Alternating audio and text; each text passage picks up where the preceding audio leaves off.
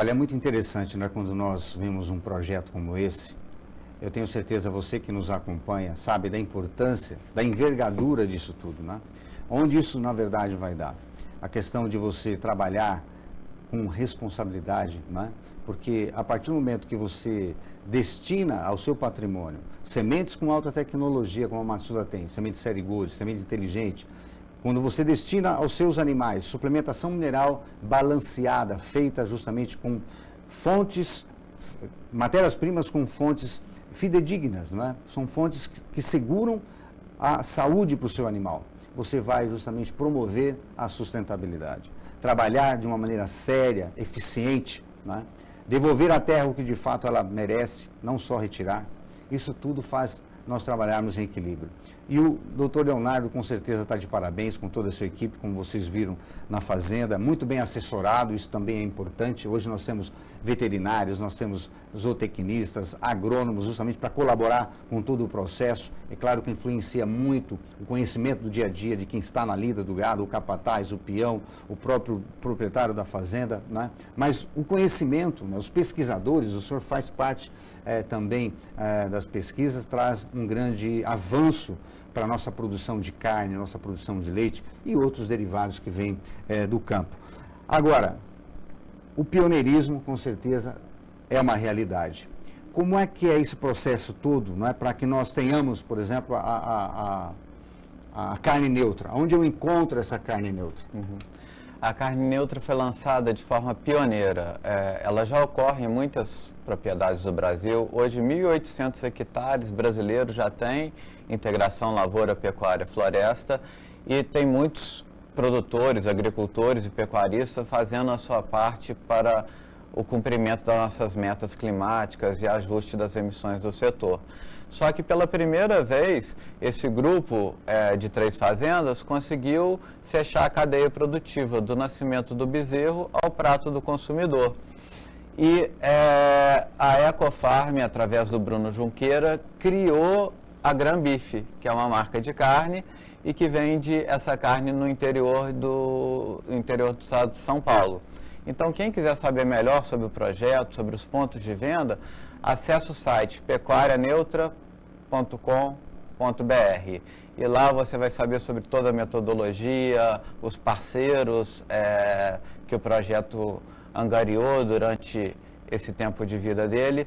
A gente lançou a carne neutra, pioneirismo mundial, em agosto do ano passado, e a gente se prepara agora para lançar o leite neutro também, na mesma metodologia. Então, tanto a cadeia da carne quanto do leite, produtos derivados também da carne e do leite, como couro, como iogurte, laticínio, a gente sabe que as bolsas agora de luxo querem ter um couro com rastreabilidade, um couro do animal que tem bem-estar, do animal que mitigou suas emissões e que tem uma pegada ecológica menor. Nesse nicho de mercado que a gente entrou, e com isso a gente conseguiu ser diferente da concorrência, e nosso produto hoje, na prateleira do supermercado, ele tem um reconhecimento do consumidor.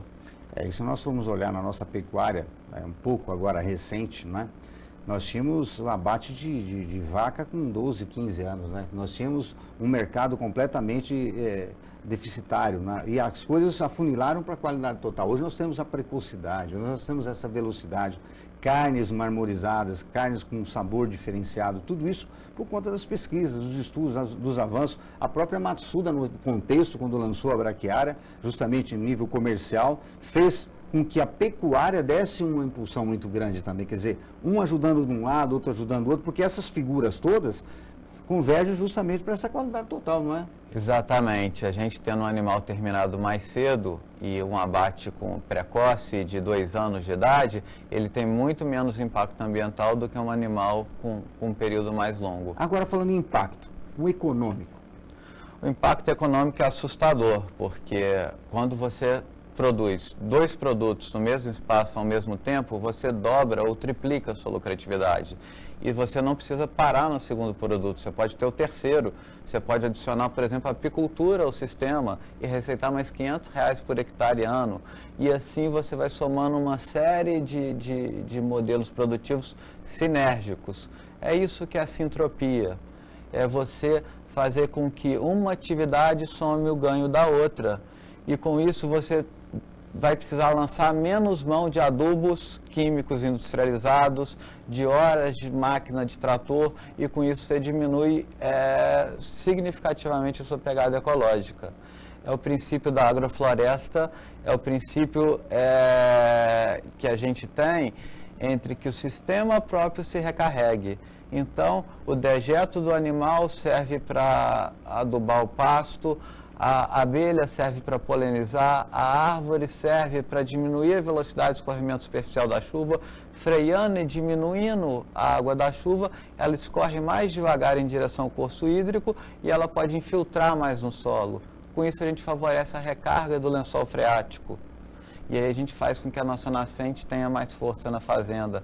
A gente diminuindo a temperatura dentro do sistema, a gente trabalha o microclima, evapora menos água do solo. Então, o braquiária que tem a sua semente diferenciada genética, como você sabe, quanto melhor condição, mais ela vai expressar todo o seu potencial. Se a gente tiver uma umidade melhor do solo durante o dia, o capim está sempre com seu potencial máximo de crescimento. Por outro lado, a gente tendo essa área sombreada e numa temperatura melhor, é um ambiente muito mais harmônico para que a fauna e flora silvestre transite. O que seria melhor para um passarinho, ou para uma cutia, ou para um pequeno roedor?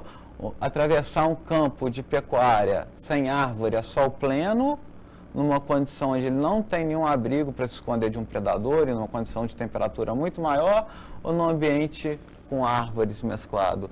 Então, tudo que a gente fez na nossa agricultura até hoje, a gente pergunta o que é sustentabilidade, né? A agricultura, ela veio de 1930 e 50 para cá, tendo grandes avanços. A gente tem grandes instituições no Brasil, a Embrapa, a Universidade Federal de Viçosa, de Lavras, a Exalc, USP, que durante muito tempo desenvolveram técnicas visando aumentar a produção. E durante um momento agora, recente, as últimas décadas, mostrou que a gente tinha que olhar além para o lado de aumentar a produção e conservar o meio ambiente, que ele mostrou sinais já de alerta que a gente está caminhando para o limite. Então, essas práticas, essas técnicas fazem com que a gente mantenha a produtividade, esse ativo que a gente alcançou, mas que a gente também contribua para a biodiversidade, contribua para o planeta. E eu, como fazendeiro, gostaria de deixar a minha terra para o meu filho melhor do que eu recebi do meu pai. Esse é o meu desafio. E não entregar uma terra com menos condições de produzir, com o solo mais desgastado, com um ambiente mais difícil de ser trabalhado. Então, eu trabalho para que as próximas gerações tenham uma terra mais fértil, mais produtiva do que eu recebi. Aquela velha história, né? Quem planta tâmara, não colhe tâmara. Eu acho que a sustentabilidade de hoje, com certeza, é o futuro das nossas gerações, terceira, quarta, para frente. Exatamente, porque conforme a gente conversava antes do programa, a pegada nossa hoje como planeta, a gente necessita de 1,5 planeta para atender a demanda da sociedade. Nos países de primeiro mundo, Europa e Estados Unidos, esse número chega a 3 planetas, devido ao alto consumo de produtos industrializados. África, Índia e China, a gente está abaixo de 1. Por isso que a média do mundo é 1,5 planeta. Ou seja, a gente está gastando a gordura que não tem. Esse meio planeta é do meu filho, é do meu neto, é das próximas gerações. Então a gente tem que abaular essa curva agora, mudar a nossa pegada ecológica, e a integração é uma forma da gente fazer isso no campo. O Brasil é o único país que pode ter uma pecuária diferenciada, uma pecuária a pasto, extremamente produtiva, com alta genética e com serviços ambientais. E no caso do impacto social?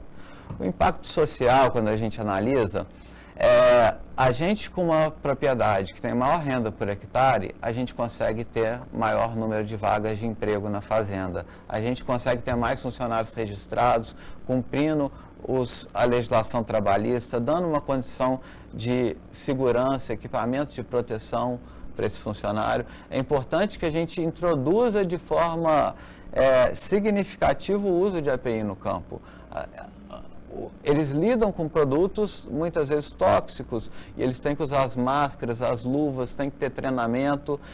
E ao mesmo tempo que a gente diminui o êxodo rural, então a gente vai na contramão da migração do campo para a cidade, diminuindo os bolsões de pobreza. A pessoa que mora no campo hoje, ela tem uma qualidade de vida 10 vezes melhor do que quem vive na periferia da cidade, porque ele não gasta tempo se locomovendo em transportes públicos ineficientes. Ele, quando precisa de ir no posto de saúde, muitas vezes a prefeitura tem a Kombi, que busca ele, leva ele no posto de saúde que não tem fila. Os postos de saúde têm remédio para que ele pegue, o filho tem uma escola adequada. Então, eu considero a qualidade de vida no campo muito melhor. Se a gente pudesse trazer gente da cidade de volta para o campo, esse é o grande benefício social que a gente No caso, então, teria. do projeto Pecuária Neutra, quer dizer, os impactos que a gente já falou, tanto o econômico quanto o social, eles são, com certeza, preocupantes. Agora, a solução está aí. Agora, na questão do ambiental. Na questão do ambiental, a gente já tangenciou a parte do microclima, que a gente melhora, e aí a gente contribui para a falta de água, para essa questão. A gente diminui os gases de efeito estufa. Da porteira para dentro, a gente consegue zerar os gases de efeito estufa do negócio. E a gente, às vezes, gera até um superávit. O projeto Pecuária Neutra hoje ele é superavitário em 4 toneladas de CO2 por hectare, por ano. Ou seja, a gente conseguiria neutralizar a logística dessa carne também até chegar ao consumidor. Muitas vezes, esse superávit pode ser usado até para exportação, porque é pesada a logística dentro da cadeia produtiva. Para sair da indústria, ir para o porto, pegar o porto, ir para a Europa, chegar no porto da Europa, ir para a logística de novo de caminhão, para o distribuidor e para o cliente, isso é uma conta difícil de fechar ambientalmente, porque a gente sabe que cada vez mais as cadeias têm que ser próximas, a gente deveria comprar mais da nossa comunidade, ao nosso entorno. Então, esse benefício pode ser extrapolado nessa parte. Outro ponto é a diminuição da pressão sobre os biomas nativos. A gente, ao fazer madeira de qualidade, madeira para serraria, em 12 anos, que é um período curto para se ter uma árvore para serrar, a gente diminui a demanda sobre as árvores da Mata Atlântica, as árvores da Amazônia. A gente sabe que 50% hoje de toda a madeira ilegal da Amazônia é consumida em São Paulo, na Grande São Paulo. 90% da madeira ilegal do Sudeste é consumida na região Sudeste.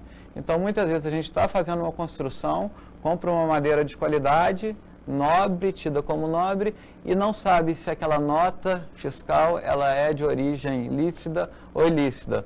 Quando você compra uma floresta plantada, uma madeira de floresta renovável, você tem a certeza que você ajudou o meio ambiente. Então, a gente ajuda a diminuir a pressão sobre o desmatamento de 2 formas, fornecendo madeira renovável e aumentando a rentabilidade por hectare, aumentando a produtividade. Se antes eu só produzia 5 arrobas hectare ano na fazenda, e hoje eu produzo 5 arrobas mais 20 metros cúbicos de madeira, eu estou fazendo 1 hectare produzir por 2. Ou seja, a gente diminui a demanda de terras para o agronegócio. Diminuindo a demanda de terras para o agronegócio, a gente precisa expandir menos a área produtiva do país. Agora, você vê vamos dizer, as partes, né? O papel de cada um em todo esse processo. Tanto a indústria, a pecuária, não é? Agências de fomento, por exemplo, nós sabemos que existem, por exemplo, dentro da carteira do Banco do Brasil, por exemplo, o projeto ABC, que vem justamente para dar condição para o pecuarista, para o agropecuarista, para que ele desenvolva a sustentabilidade na sua propriedade rural. Eu, se não me falha a memória, estava na casa de R$1 milhão por CPF, agora parece que já são 2 milhões, e parece que está subindo isso. Isso com certeza faz com que a nossa pecuária seja justamente eficiente, não é? Lucrativa, que todos querem, como o senhor é pecuarista, né? O senhor está dentro da pecuária, mas gerando justamente menos emissão, menos problema para a nossa natureza, para nós mesmos. O plano ABC é fantástico. A linha de financiamento, ela é muito boa. Para florestas plantadas, para você ter uma ideia, a gente tem um financiamento de 12 anos para pagar, com 7 anos de carência com juros subsidiado. O que tem que melhorar é a facilidade para o pecuarista ter acesso a esse dinheiro. Adquirir, não é? Quer dizer, existe uma burocracia. Isso melhorou muito. Por volta de 2000, 2005, no início desses anos, só as grandes empresas acessavam recursos com essa qualidade. Hoje em dia, o pecuarista consegue, mas pode ser melhor, pode ser facilitado, depende muito do interesse da agência que está repassando o valor no pecuarista. Então, não existe um interesse institucional do governo que é privilegiado, e sim do relacionamento do pecuarista com o banco, que fragiliza um pouco o processo. Eu acho que isso poderia ser revisto e com certeza alavancaria muito o negócio.